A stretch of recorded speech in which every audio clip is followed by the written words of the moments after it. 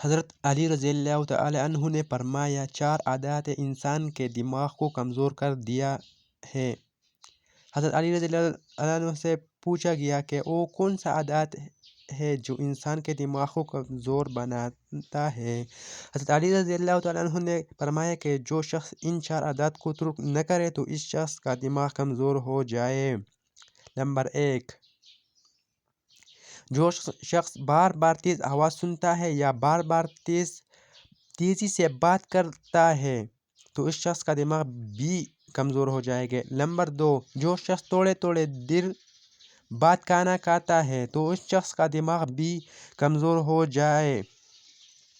Number 3، جو شخص ایک ہی جگہ پر بیٹھا رہتا ہے اور کوئی جسمانی کام نہیں کرتا ہے، سارا دن بیٹھا رہتا ہے تو اس شخص کا دماغ بھی کمزور ہو جائے گا۔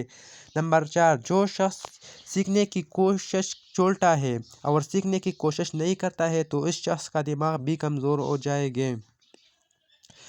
اور اگر کوئی شخص میں یہ 4 علامات ہو تو اس کا دماغ رفتہ کمزور ہو جائے گا اور دن بدن اس کا دماغ کمزور ہو جائے گا۔ ہمیں چاہیے کہ اس اعمال سے اپنے آپ کو بچاؤ اور اپنے دماغ کو کمزور نہ بناؤ۔